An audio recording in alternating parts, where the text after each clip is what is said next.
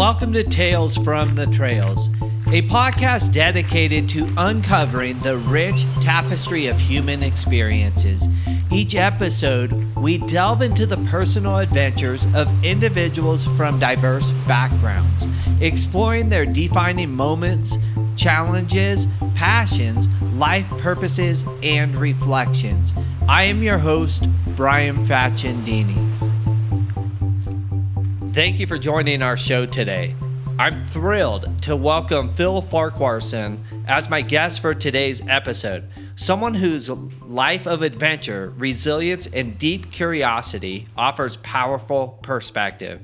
Phil's journey has spanned continents, disciplines, and decades. Originally from Wisconsin, Phil's early passion for geology set him on a winding path that has included fieldwork in the Wyoming wilderness, engineering work at Boeing on cutting-edge aircraft systems, and thousands of miles traveled across North America by car, by train, and sometimes by military cargo plane. He's held roles as geologist, teacher, writer, and solo traveler, each chapter of his life marked by reinvention and reflection. After taking a long detour from the sciences, Phil eventually returned to complete his master's degree and became a beloved geology instructor, teaching both in person and online.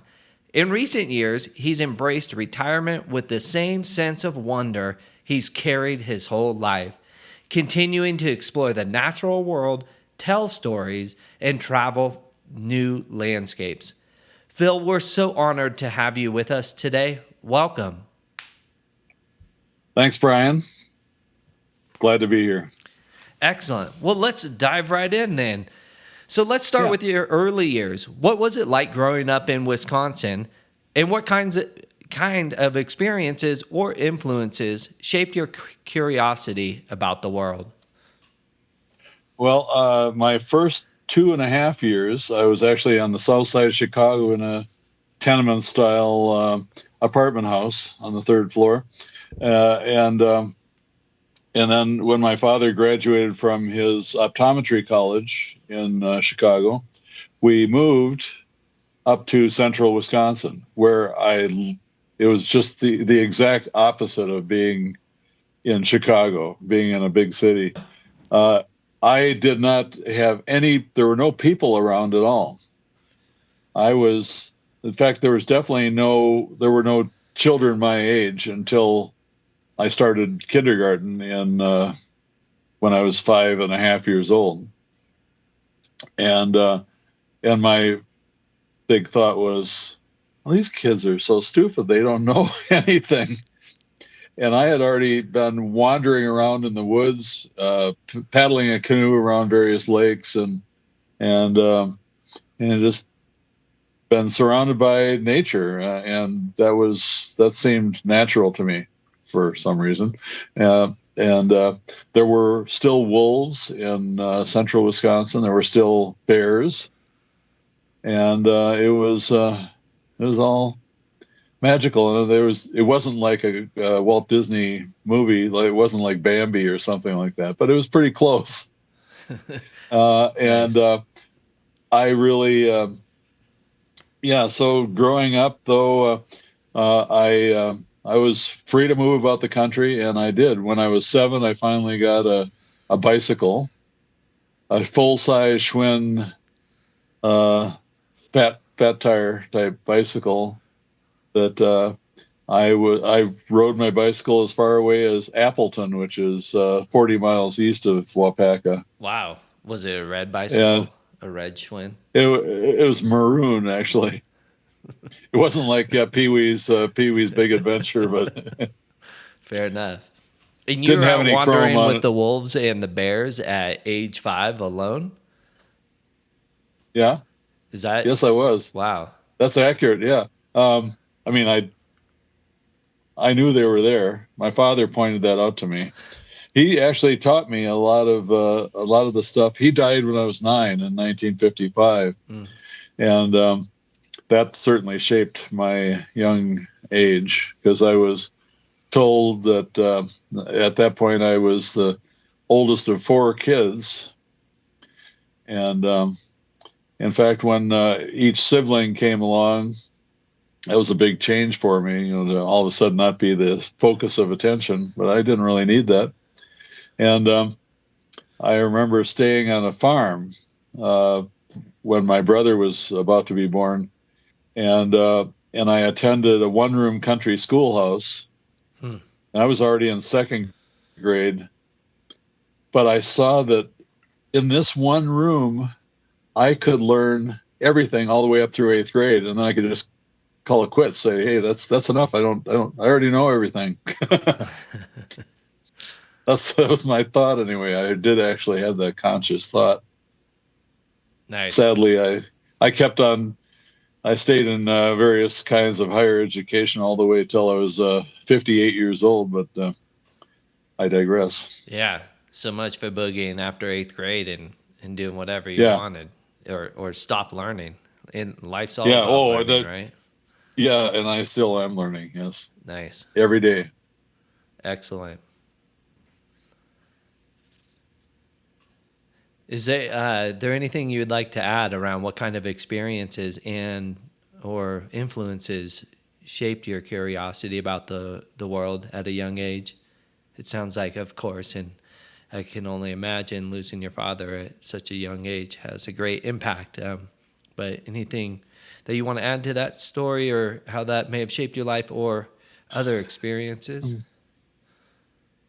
Well, we went on a lot of road trips as a family. And starting when I was 2, I was in charge of the maps. I would read the maps and tell my dad, okay, we're going to have to turn right up here at Highway 33 or whatever it was. And he allowed me. He said, okay, we'll do that. Nice. And it led to some interesting things on the south side of Chicago. I'm sure it was wonderful, all wonderful. So the trips took a few hours longer than intended. Indeed, always, yes. Like the one I just took. But one of the trips we took was when I was 7, I guess. We went to visit my Uncle John, his brother, my dad's brother, who worked on the Manhattan Project and kind of disappeared during World War II. When I say disappeared, I mean they had a post office box, if you're ready for this, in Manhattan, in New York City. That's why they called it the Manhattan Project, in fact. And they were working on, he went to a place called Oak Ridge, Tennessee, which wasn't on any map back then. It's the Clinton Engineering Works, where they refined the uranium, split it into the explosive bits, if you want, the U-235 and the U-238, which is more common. And so they put together enough relatively pure U-235 to make an atomic bomb.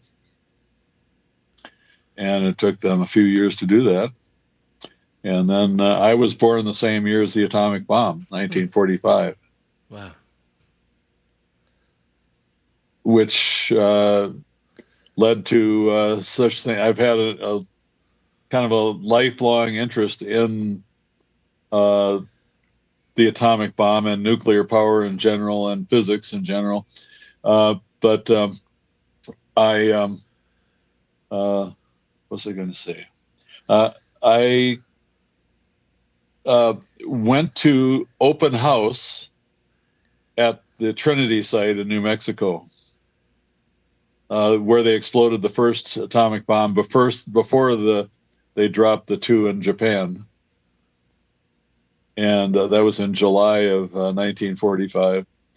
And that's a surreal thing to do. They have a big black obelisk that's set up there with a plaque on it. But you were just to be clear, the same year they were testing that you were born, right? Yes. You don't remember this, do you? No. Okay. I do not. Well, you just you recalled a story back to 2 years old, so just double checking.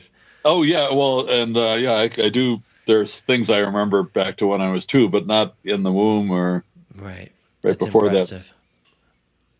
impressive. I I was conceived on a 3-day pass in San Francisco, but I don't remember that. Fair enough.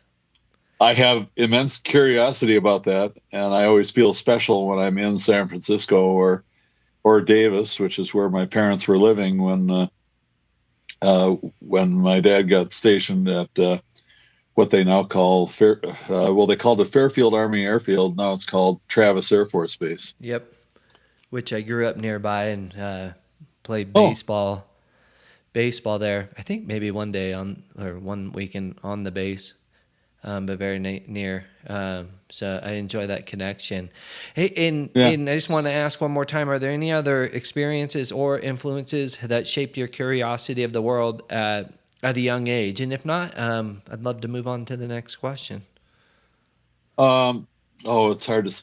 I mean, everything was a curiosity when you're new on this planet. I wanted to know everything all at once, and but no, I guess we could move on to your next question. Excellent. How did you first discover geology, and what drew you into a life connected to the land, science, and adventure?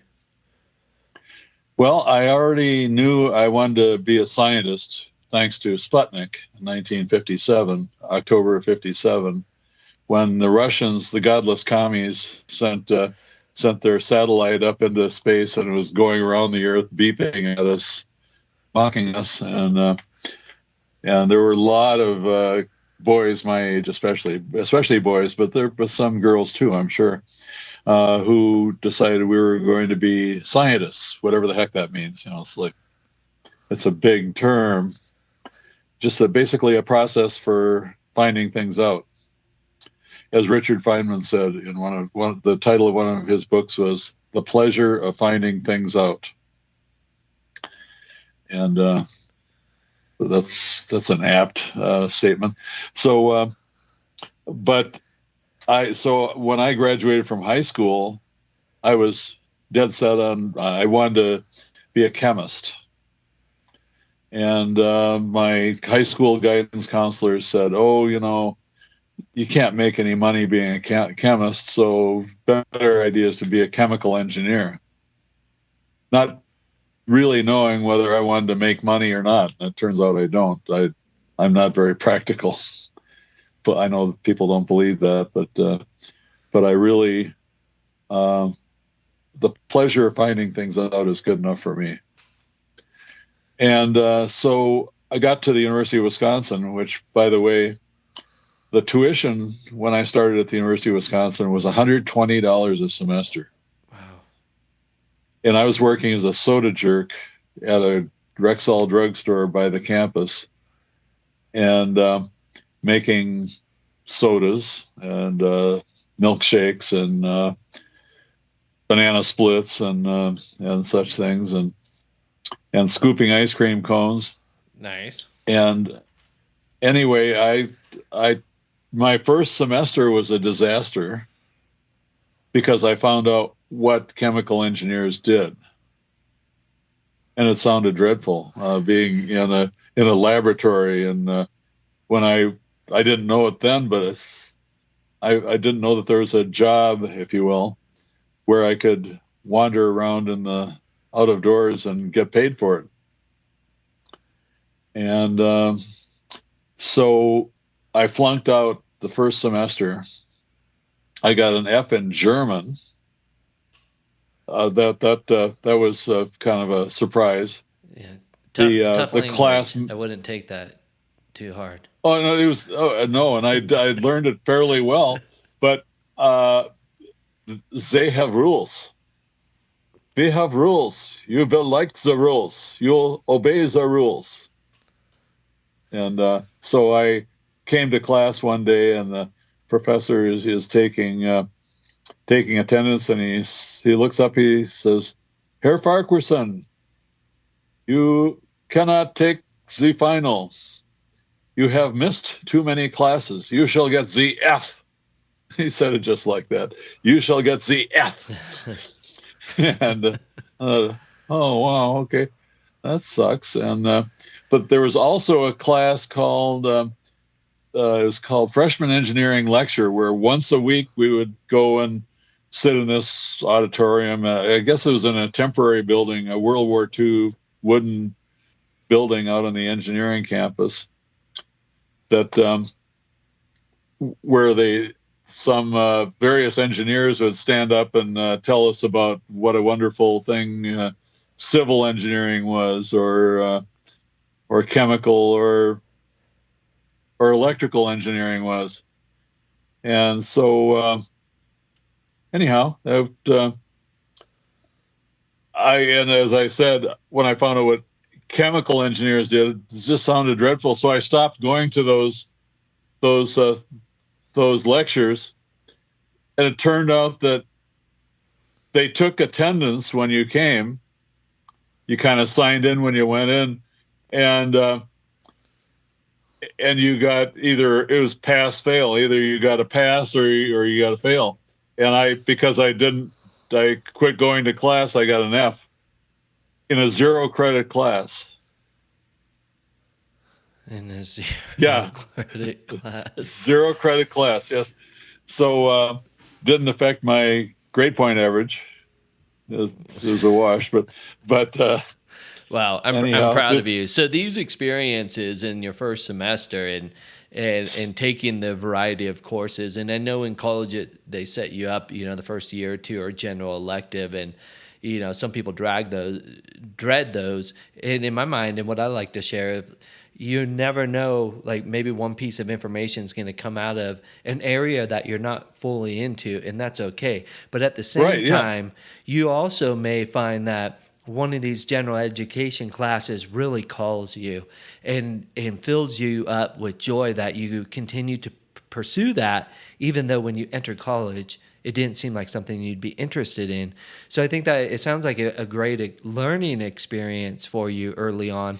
I'm sure maybe your mom wasn't happy about the failing, and No, she wasn't. and so then from there, that leads into the field work with the geology, or how did you first discover the geology? Geology. Yeah, that all happened because a friend of mine knew I needed to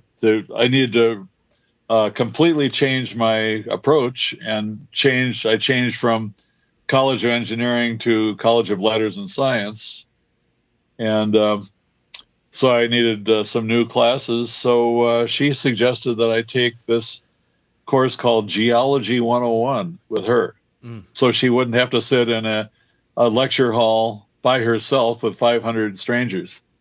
Well, as I've thought later, oh, you're not alone. You're with 500 friends. But anyhow, this guy was fascinating to me. The guy who the lecturer, and he got me so enthused that I paid attention. I read the book. I'll say that again. I read the book. Nice. The whole damn book. I still have the Proud of you. textbook. Now, oh, really? Yeah. Wow. Yes, I still have it. Yeah.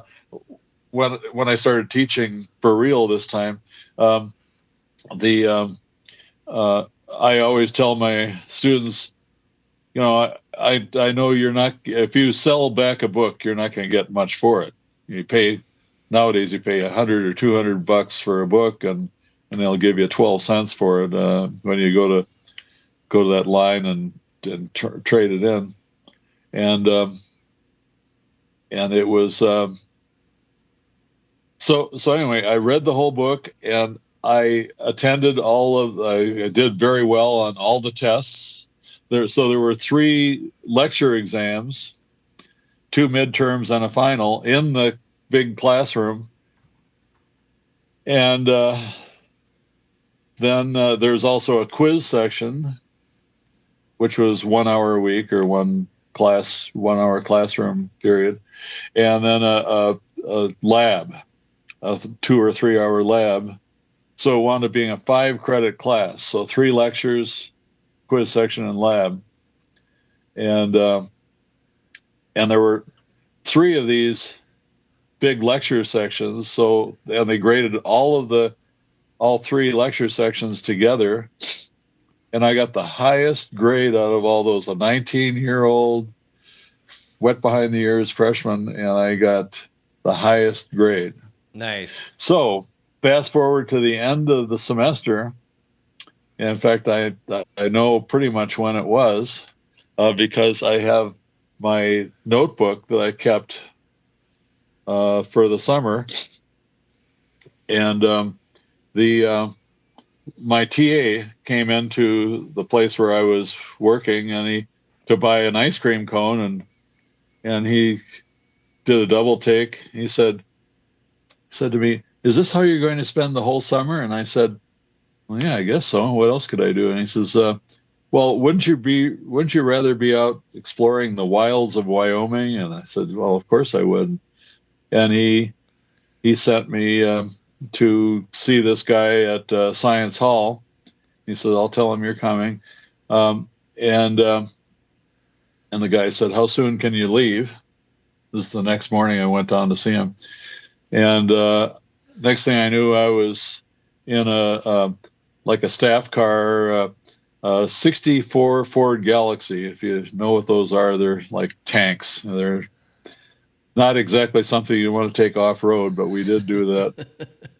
And sure, you got to experiment, right? I do have a good recollection of many old classics, but that one doesn't come to mind. No, it's like. But back then, I mean, a lot of the cars were built like tanks. Right. Exactly. Yeah. Sure. So it was quite an experience. I had never been west of the Mississippi River before. I had never seen a mountain. I had seen the Smoky Mountains, but they don't count, I don't think, because they don't. They're kind of subdued and covered. Yeah, covered with trees. But no, I went to see the Tetons. I spent the whole summer in western Wyoming, sleeping out in the open, like a homeless person, as a friend of mine once said. And I was. There's no way I could ever be happy living in Wisconsin again. Mm. Yeah, I've heard the Grand Tetons in western Wyoming can be thought of as God's country, and just miraculous views. I can only imagine, and I'm sure if you're sleeping out there in the wilderness, you were among lots of friends called bears, wolves, moose, bears, elk. well, you have moose, elk, yep, all of the above. Squirrels, chipmunks. Yeah. Nice. Excellent. So you're doing the field work in western Wyoming, and what type of work were you involved in? Were you doing research? Well, yeah, the person I was just with helping out a guy who was working on his PhD at the University of Wisconsin in geology, working on the Upper Jurassic and Lower Cretaceous non-marine sediments of the thrust belt of Wyoming and Idaho and Utah. And so that involved really high-tech stuff like holding a tape measure and going across and getting strike and dip off the tilt of the rocks we were walking over, and figuring out how thick the layer was using trigonometry and all the usual stuff, and carrying his rocks. So I was just basically his rock carrier for most of the summer. And in that regard, we had to climb up some big cliffs. And there was one day that I fell off one of those cliffs. Oh. An 80-foot cliff. I fell 80 feet and landed in some bushes. That was an attention getter. Wow, Phil. Yeah, I can only imagine. I'm glad you're still with us today. Well, yeah, but I landed in these bushes and I didn't even get hurt. When I landed, I felt feet first got firmly embedded in this bush.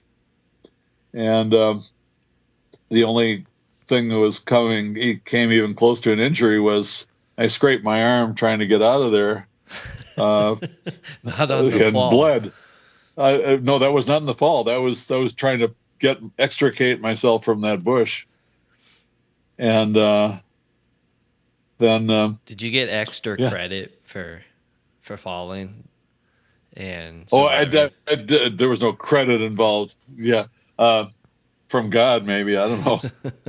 Um, yeah, you and me, guy. Yeah. Something that crosses my mind, and this is a little more on a spiritual realm, and maybe how indigenous people see the world, Native Americans, if you will. And, I it's a belief I've had for a long time. I took a Native American course in college and had some insights, but I think it also in modern day, a lot of people talk about it, which involves energy. And as you're talking, I think about the rocks, and you're doing all these studies with rocks and formations. And do you have some sort of belief in energy that rocks may be able to provide in our world versus just some object that is on our earth, attached to our planet or part of our planet, and sits there as beauty? Do you see anything beyond? And sorry if this is a little No, no, odd. those are the no. That's the kind of thing that what it all leads me to. Thinking about the billions and billions of years that the Earth has been around, and the Earth is not even that old. And so the our universe is 13.7 billion years old, and and it's all one thing. That's the it's we're studying Earth, but we're studying the whole universe by proxy. Yeah. And I am a member of the Planetary Society, and I I definitely follow that. I used to be. I went to Sunday school and such at the Methodist Church in Wapaka. I remember getting confirmed in the church. Not confirmed. Before that, I remember getting baptized when I was 5. I got baptized. My two sisters got baptized all in one fell swoop. Before that, my mother was raised as a Christian Scientist, and which is an interesting religion. Here's what I take from it is you walked into my grandmother's church on Wisconsin Avenue in Madison, and at the back of the church or the front of the church, where everybody's attention is focused, it says across the back wall, "God is love." That's all you need to know. Yep. And I we are think love. we are love. Yes, we are love. We are energy. It's all energy. Yeah, that's beautiful. I like the correlation. Yeah, yeah. Well, the notebook I kept, my field notebook, uh, which was not a journal. It's I a friend of mine asked me about my experiences, and she asked me, "Did you always want to be a geology major? Like it's a major. It's like I'm going to major in this for this semester, and then I'm going to change and do another one." But anyway, she I pulled out my field notebook, and I decided to turn it into an actual document. So, and this was not till 2021 that I did this. But the amazing thing to me was that I remembered extra things from there, from that whole experience, because it was very profound. It was going out every day with a certain outcrop of this special rocks that Lloyd Fearer, my uh, boss, if you will, was interested in, and we go out there and try and find it. So he looked on the big geologic map of Wyoming, and he said, "Oh, there's a little spot right there that I want to look at." So, okay, let's go there. And we'd we'd go out there and try to make our way up this canyon and then up some cliff, and that's how we wind up getting ourselves maybe into trouble in various places. And he said that the summer before that, he had fallen down a hill, did a head over heels tumble down the thing, and had to go into the hospital in Jackson, Wyoming, and these nice young nurses pulled pebbles out of his backsides and his shoulders and whatnot. Wow, seems like a dangerous field to be in. Absolutely. So, this experience in the summer in western Wyoming and the Grand Tetons, it sounds like an amazing experience that led by taking a general education class in college. You found something you're passionate about. Can you summarize how that summer then shaped the next few years to come and the adventures around geology? Yes. Well, first of all, geology means geo means earth, and logos means study of or discourse on. So it just means study of the earth, the whole thing. I could even make it sound like studying, just looking out the window here. Well, I look out the window and I see the Flatirons, the mountains by Boulder, and it's all one thing. Yeah, absolutely. How did that summer shape your perspective of geology? Well, I was home. I mean, that I felt at home being outdoors and being just wandering around Wyoming. In fact, it's hard to even notice that there are any boundaries. Yeah, Is like the boundaries of Wyoming and Colorado are the two states that don't have natural boundaries. There are no natural boundaries for either of these states. You can tell that because they're straight lines. They have no relation to anything in reality. Not a river, not a lake or an ocean, but it's just straight lines. yeah, definitely. So And I can see the parallels between early on in life.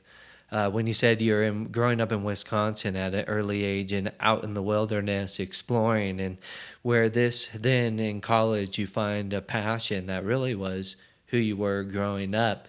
And I think that's amazing. And sometimes it's hard for younger folks to identify a passion early on, and this seemed to fall into place for you. yeah, And yeah, I so did. you went through college in studying more with geology. Did you graduate with a geology degree and then go in to I the field did, of but geology following that? it took 11 years to get my bachelor's degree with 6.5 years of Air Force in the middle of it. Yeah. Well, And tell us some more so about that. Oh, go ahead. yeah, why did I leave the University of Wisconsin after 2 years, 2.5 years actually, which puts me in an exclusive club with John Muir and Frank Lloyd Wright. Mm. They were both 2-year University of Wisconsin dropouts as well. Okay, great. Thank you for sharing, Phil. And to bring this back a little bit, there was a transition period. You're studying in coursework, and then it sounds like there was a detour into the military. Can you explain more about that transition? And then specifically, you had some unique experiences connected to the Air Force, including a legendary ride on a military cargo plane. Right. How did those moments shape your perspective on freedom, structure, or risk? Well, I had already decided early on when I was in high school that I the only it wasn't a course that I took in high school, but it was a sport that I went off. I went off for cross country running, and I discovered that every time I ran a race, I would I would run as hard as I could, and I would think I didn't have enough left, but I would get to the very last stretch, and generally it would be up a hill. You can see the finish line up ahead, and and I but I somehow had enough to sprint that last couple hundred yards, whatever it might have been. And so I knew that I had more inside of me than I thought. And I think that was a valuable lesson to me. So and And can you I share remember how being in that translates into your experience in moving into the Air Force from college? Sure. I eventually I became very disillusioned with the situation in Madison, where there were student demonstrations going on, and there was the National Guard in the streets, and they were setting off tear gas. And sometimes the tear gas got sucked in through the vents into the buildings, so students got gassed inside while they were trying to study. And it just wasn't a good environment. One day I just got fed up with it, and I walked up State Street to the Air Force recruiter, and I said, "Here I am, take me, I'm yours." And of course the recruiter said, "Oh, well, no, wait a minute there, Sonny. You got to be good enough to get in." And yeah, sure, fine, whatever. So I said, "What's it going to take?" So he had me take some tests, and I did very well on the tests. And then it took about 4 months, and I went over to Milwaukee and got inducted, and raised my right hand and said, "I state your name," all that stuff. And then I got put on a plane to go to ultimately Lackland Air Force Base in San Antonio. And I was off. And then I already kind of knew that basic training was going to be, it's going to be like anything else. There are going to be people yelling at you to hurry up and stuff like that. And I don't much care for that, but I'll put up with it for a short time. And I did okay. And they made me a nuclear weapons specialist in the Air Force, of all things. Kind of appropriate for me, being born in the year of the atomic bomb. Right. And I got sent to Lowry Air Force Base in Denver, which is a training base. And I learned that's where I got my training to be a nuclear weapons specialist. And I got sent to my first regular assignment, which was in Dover Air Force Base, Delaware, in a fighter interceptor squadron. And meanwhile, other things are going on in my life, like my sister, Mary. She was going to college in Wisconsin at not Carroll College. No, that's the other sister. Mary was going to Ripon College in Ripon, Wisconsin, and she had some reversals of fortune there, and didn't get into the sorority she wanted, and things that are just terrible for certain people, and plus her dormitory burned down and destroyed her Beatles records collection. So, well, that's a big deal. And she and her boyfriend ran off to Hawaii. She got pregnant. They had to get married over there in Hawaii. And I decided, and my mom basically she was very upset. My mom was. And so I decided, well, I need to get over there to Hawaii somehow. I'd heard that you could catch a space available flight on Air Force planes. And I flew from McGuire Air Force Base, New Jersey, to Travis Air Force Base, California. Then I got to Travis, and I stepped off the plane and went into the terminal, and I said, "I want to go to Hawaii." And the guy says, "Oh, well, you're in luck. There's a a charter DC-8 going to Guam with a stop at Hickam, which is in Hawaii, Hickam Air Force Base. Mm-hmm. And so all in one day, I went from New Jersey to Hawaii and arrived just after sunset in Hawaii. And I was there for 10 days, I believe. Met a lot of guys who were in the Army and on rest and recreation, or R&R, from Vietnam. And clearly these guys had been through some nasty stuff. Right. Horrible war. Horrible war, yes. Stupid war, like, well, they all are, but never mind. So I know people don't expect me to say that. They expect me to, since I'm a veteran, they think, well, oh, you must really like war. No, nobody.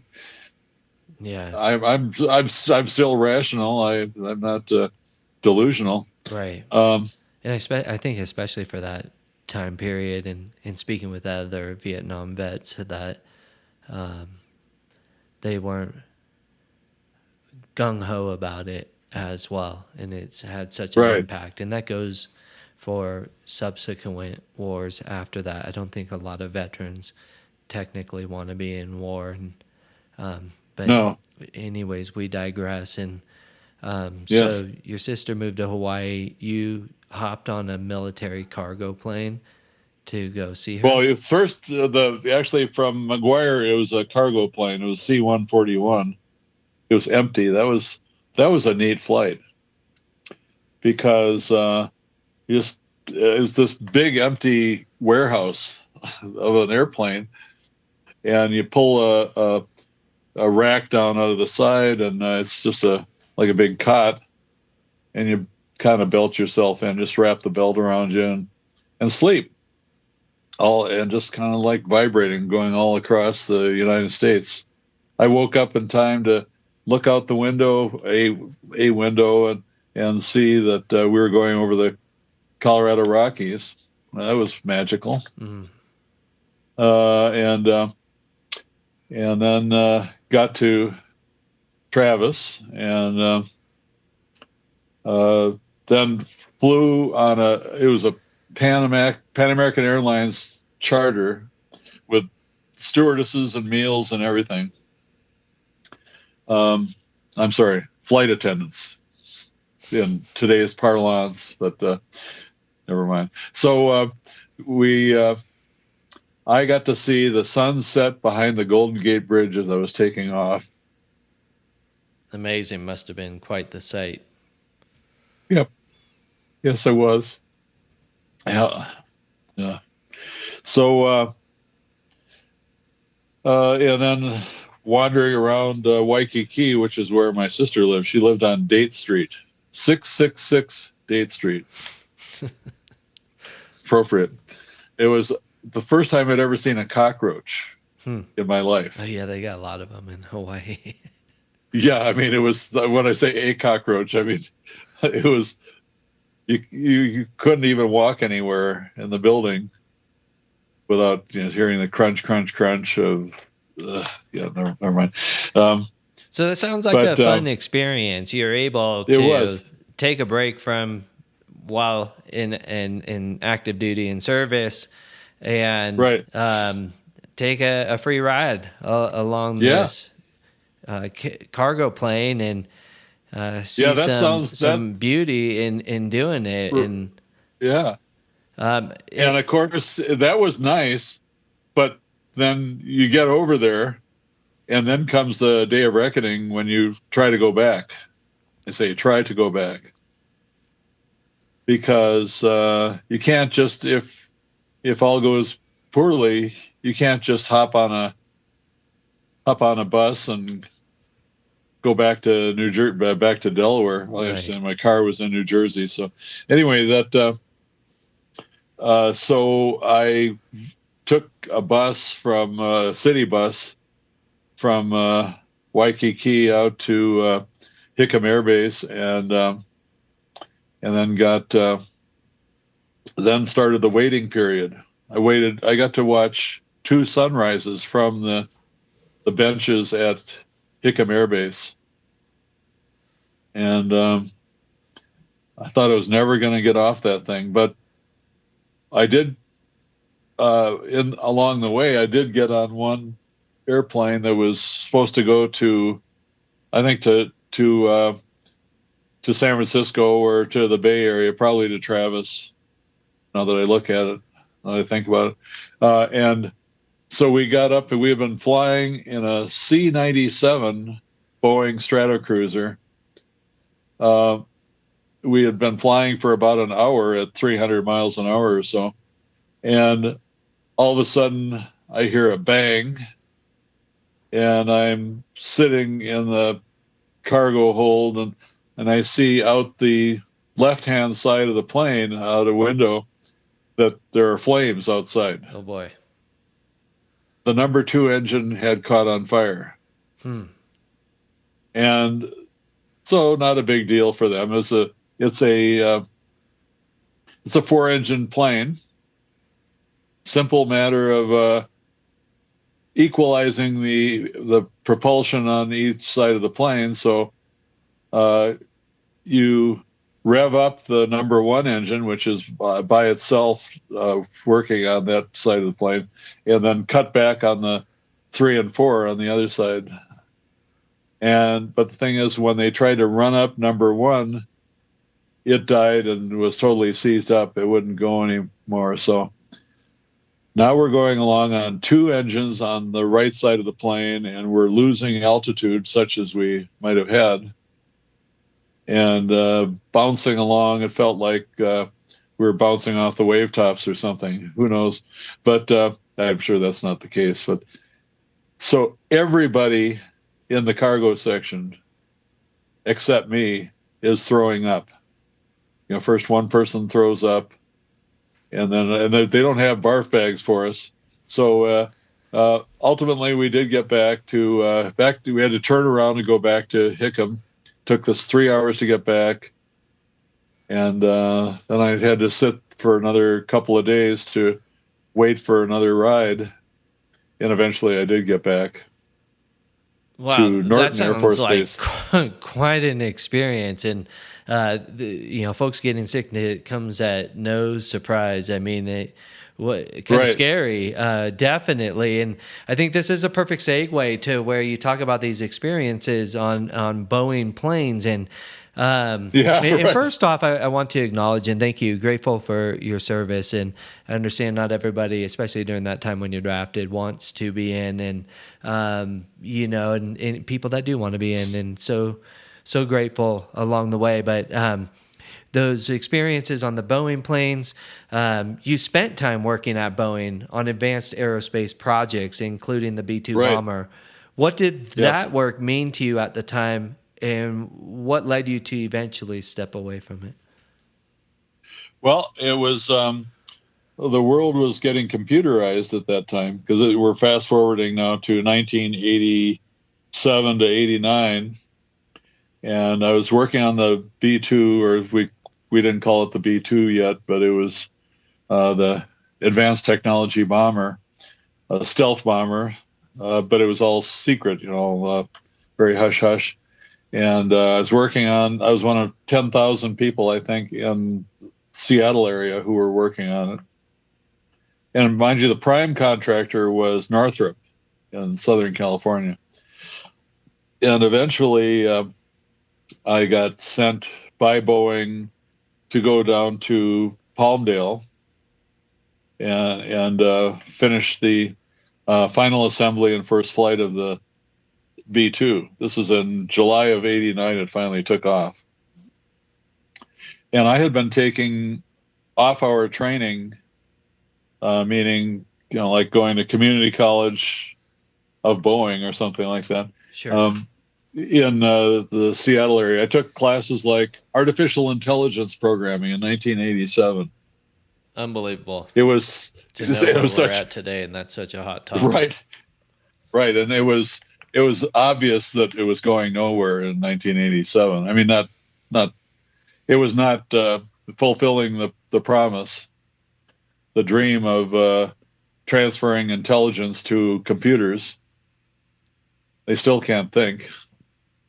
Not really. They can parrot back information. They can make some associations Right. and make some inferences, but not like the human brain does. Right, right. And what did the work mean to you at the time when you were working on the bomber?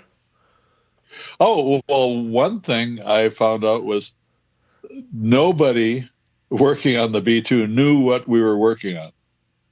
None of us had any idea what the final product was going to look like. And when they unveiled it, it's like, wow, that took our breath away.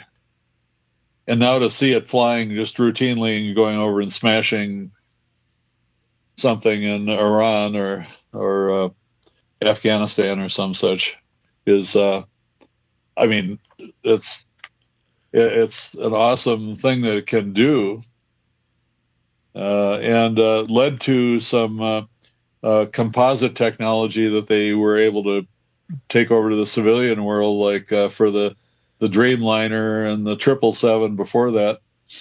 And What's it mean to you when but the B2 is in flight today and other versions of it, and knowing that you were part of the initial build and work involved with it, and now that you see it today, this time, what does it mean to you today? Well, it's very satisfying for one thing. It's that many people working on with all sorts of backgrounds. Like I'm a geologist, which what does that even mean? That means I'm able to synthesize information and come up with conclusions. It meant I was good at solving problems, and that's the kind of things that they did. With me was send me off to look for some missing parts or something like that, and walking along or driving along some of the freeways in south of Renton, looking for some spare part that must have fallen off a Boeing truck, flatbed truck, somewhere between Kent Space Center and Plant 2 or something like that. And it was, but the fact that many people working on a common goal can get that done. There has to be somebody in charge who knows what's going on. And I'm sure there were, because they did a really good job. But that was an incredibly complex machine, still is. Because it does all of its steering just by using elevons and ailerons and leading edge flaps and trailing edge flaps and shifting, a lot of science and math behind it. Right. And shifting the weight of the fuel from one side to another. Right. Physics. It's all physics. And but I had also taken a lot of computer classes. So when I finished up, when we got the B-2 flying, and the whole thing turned into a paperwork shuffle, and it looked like I was going to have to go back to Seattle. Well, I did not want to go back to Seattle. I had been kind of depressed when I was there because of the weather and just my personal situation there. Kind of a lonely place, but yeah. So I quit Boeing after the first flight, and I ultimately got a job in Burbank working for the software company that made that we use the software that we used to design the B-2, which was called CAD-CAM software, and that turned into a 12-year software career, something I never would have foreseen. Yeah, in the 80s and 90s. Right. Yeah, ahead of time. Well, before and it eventually became very public and commercialized. Right. And so eventually in 2002, I got the company I was working for in San Diego came up with that they had to have a 10% reduction in force, and I was old and expensive. So I was an obvious target. I was 56 years old and earning on the order of 100,000 a year or so, and I made a good target. But they bought me out. They gave me a good buyout, and I went back and finished my master's degree in geology. And in 2004, I finally got my master's after 40 years of grad school, on and off grad school. Wow. And then I started teaching the following January in a community college in Chula Vista, which is a suburb of San Diego. Yeah.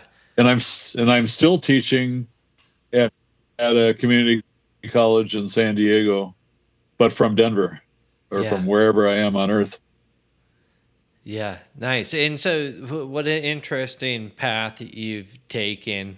A passion for geology found early on, and instead of pursuing something in the field, finishing college, pursuing something, you decided to enlist in the Air Force. You spent quite some time, had some interesting experiences, then shifted, did work at Boeing for a period of time and working on the bomber, and then moved into a software company and role. And now you're returning back to geology and becoming a teacher. I realized at some point when I was very much not back in the geology mode that I was still going to national parks and looking around. And for instance, I would be standing at the rim of the Grand Canyon, and people would just come up to me and ask me to explain things to them. Like, how do you know that as if they could tell that I was a geologist or something like that, or a geology instructor. And so I thought, well, maybe there's a calling here. I don't know. And then I guess the bottom line is I was lucky, and I am lucky. I'm the luckiest son of a bitch, you know. That's just being in the right place at the right time, and or maybe the wrong place at the right time. Nice. And you felt like this through all your adventures and the travels. All of them, life. Yeah. Yes. One thing led to another, and it's trying and exploring, and other doors open. Yep. Yes, indeed. So what was it like returning to work in the geology field as a teacher? Oh, as a teacher, well, I found out my mother was a first grade teacher, and she warned me about all the extra duties that teachers have to undertake. You know, like, well, I don't have to do that, but lunchroom duty or playground duty, and it's all picayune and stuff like that that gets in the way of actual learning. And but I basically developed the attitude that I don't have to pretend to care sometimes about their silly rules, and a lot of them are silly. And just keep a smile on my face and try to do the right thing, and try to make sure that none of my students complain to the dean. In fact, that's one of the things that one of my bosses at Miracosta College said. He says, "You know what I like about you, Phil? I never get anybody coming to complain about you." Oh, okay. Well, that's nice. Yeah, that's a great sign. How do you feel that through your teaching of geology courses, you might have inspired students to have an appreciation for the field, or maybe some students who went off to do field studies and further work within this space like you did?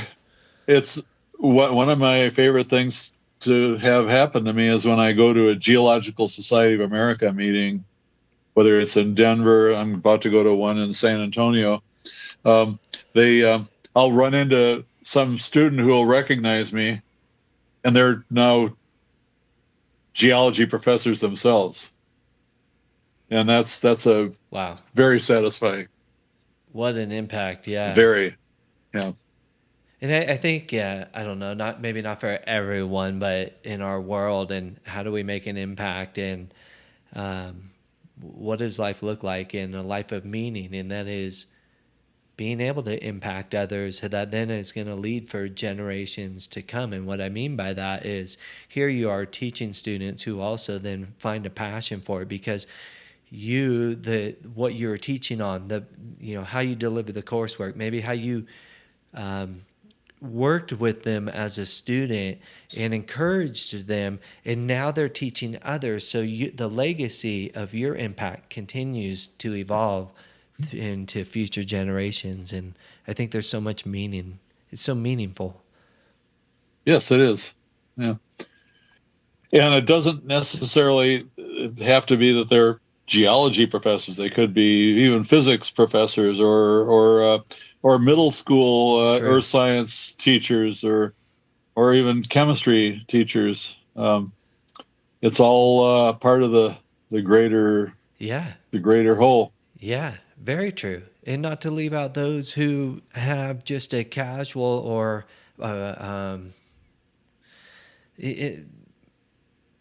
appreciation, casual, maybe. Yes, appreciation, and going out there. Maybe they're camping and going and doing studies just for personal leisure.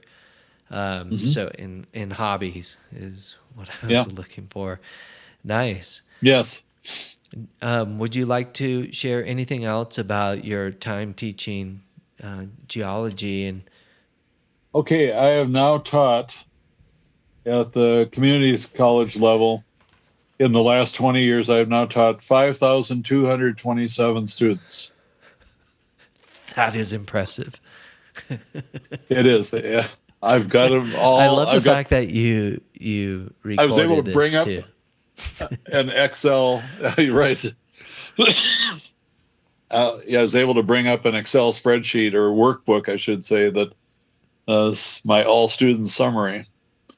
And I have for the fall semester, which starts on August 25th, I have two 16-week classes, Geology 104 and Geology 100, and a total of 100 students are signed up.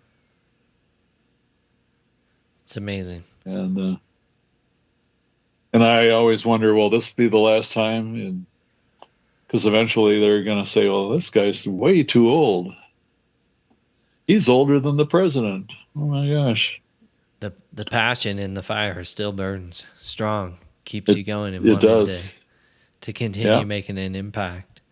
It's a beautiful thing. And as we move through the show and want to get some more perspective on your life and wrapping it up here, and such an amazing journey, but I'd like to hear a little bit more of, you've logged thousands of miles solo by car and train exploring our beautiful country. What do those journeys mean to you now, and how do they shape your sense of freedom and reflection?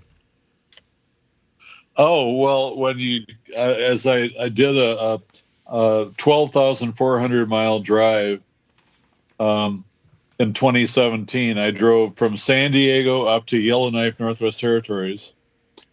And then I drove all the way east to Prince Edward Island, falling short of my ultimate goal, which was to collect all 10 provinces. I still haven't been to Newfoundland and Labrador. That's the 10th province. But it was, but you have to bob and dip and weave. You got to, you come to a detour, and well, I guess, this could take me somewhere interesting. Sure, why not? And so no direct route planned. You just kind of, and that takes me back and makes me think about what you said early on when you're 2 years old and your dad said read the map, and maybe you didn't know exactly what you're saying, but but you told him, hey, turn here, and you guys took some adventures in different streets. Right. Sure. Yeah. Decades down the road, it continues on. It continues. Yes. It's a beautiful thing. I still have lots of road maps. Yeah. Paper maps that people don't even know what I'm talking about. But yeah, it seems like found there's a that sense out of on freedom in trip. that, in the spontaneity, in just following your intuition, maybe? Or, yeah. Those magnetic particles up in my brain, like the birds, homing pigeons or whatever. Just for our listeners, he is being serious. Well, and speaking to the listeners, I do have a couple websites. There's geology-guy.com and Philfarq, PHILFARQ.com, which has my story, such as it is. But on the Geology Guy page, under field trips, I have that trip from 2017, which started out as one thing and wound up being way more. Did you I got plan for a certain route beforehand? Meaning, did you I did, think you're yes. going to drive 8,000 and just by taking Right. spontaneous routes, you ended up with 12? At one point I thought it was going to be 7,000 miles. Because if I just went straight from San Diego up to Yellowknife, that was going to be 3,000 miles, and that was. And then coming back, I thought, well, I'll kind of go over into the Canadian Rockies and Banff, where I got married, and I don't know why I would want to go there, but anyhow. But the forest fires of 2017, the whole province of British Columbia caught on fire in one night. 200 some lightning strike fires in one night. And the smoke covered North America all the way east to Minnesota. It was astonishing. And now that's just the beginning. Like this year, we still have smoke here. When I look out the window, I don't see, the mountains crystal clear. It's kind of smoky. And I don't know where the fires are, but well, somewhere west of here. Speaking about what's going on in nature, you've described yourself as a lifelong student of nature. How has that relationship evolved over the years, and what still sparks your curiosity today? Well, I just had a sort of a God-fearing type of experience in Nebraska with a big storm that was shooting lightning all over the place and tornadoes and dropping power lines onto the railroad tracks, which caused problems. But and I remember at one point during the height of the storm, I looked up and I said, "Are you trying to send us a message, God?" I did, and I don't believe in God in the conventional sense, but I have my own idea of what that means, and so it really got to me. It brings tears to my eyes to think about it. But it was scary. It was, honest to God, scary. Mother Nature can be something else, and I think of lightning strikes when we asking, what sparks your curiosity today about nature. Yeah, yes, and that was what they might call a come to Jesus moment or something like that. Never a dull moment.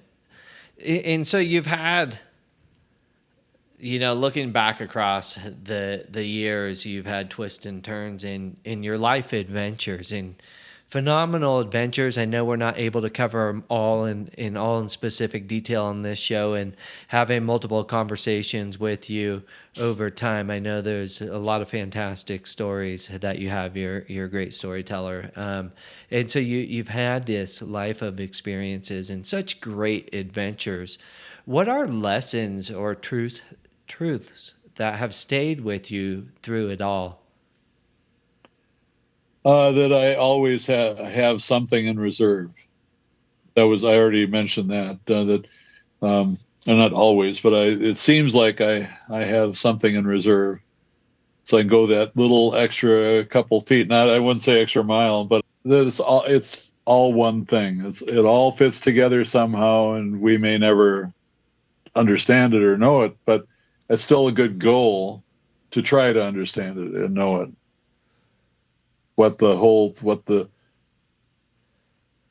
secret of life, or the secret Yeah. of the universe is. Yeah, that's beautiful wisdom. I think, and um, it's great wisdom, especially for folks that are struggling or depressed, and like Yeah, what keeps you moving forward, um, what drives the passion, but having a yeah. belief in knowing that it does all come together. I mean, those are beautiful words. Thank you for sharing. And wrapping this up, if someone were hearing your story for the first time today, what do you hope they take away from how you chose to live your life? Oh, keep your mind open, because you don't know. Yeah, and you take in some tidbit of information, and you may not just say, "Oh, what's that all about?" But you might not know how you're going to use that information. But it could come a time that it could save you from, like, don't drive into standing water or water running across the road. Don't do that, because water will move you uh, downstream toward the ocean, toward lower altitude. Um, Things like that. Physics. Remember physics. It's how What my it, father taught me how to skate, ice skate. There's another off the wall thing there, where my father taught me to skate when I was 5, I guess. He took me to on a Saturday morning. He took me to the lake. He put these ice skates on my feet and said, "You just go out here on the lake and you just push your feet from side to side, and you'll figure it out." And he was right. I did. He came back like 4 hours later, and after going to the office, and I had figured out how to ice skate, and I really liked it. A tremendous sense of freedom to be able to just, like Joni Mitchell said, "I wish I had a river to skate away on." yeah, definitely. And that led you to further understanding how physics worked. Yeah. Yes, indeed. Yeah, I think probably if for physics, it might go over many people's heads, and the point you make is so valuable, though. And if more of us would get a better understanding and or more classes in physics, how better off would we be? Uh, and maybe answering some of our curious questions, but just understanding how the world works. And maybe that would lead to having more common sense.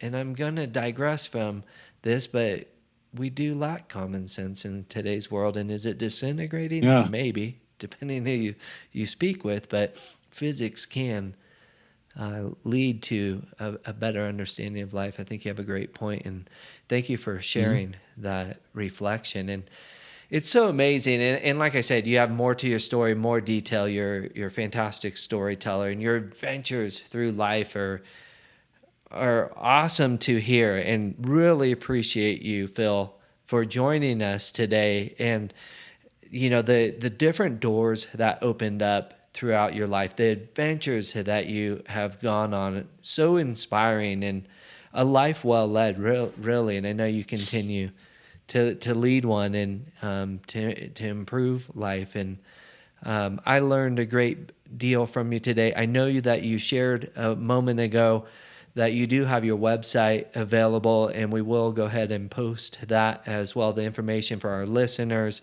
to get the specifics. And I encourage people to go look at Phil's website, the photos, the information that he's logged through his journey. It's very inspiring, and maybe there's a thing that you've taken away from today's show or learned to help gain a new perspective as we continue to build our community here on Tales from the Trails. And thank you again so much, Phil. We hope everybody have a wonderful day. Until next time, take care.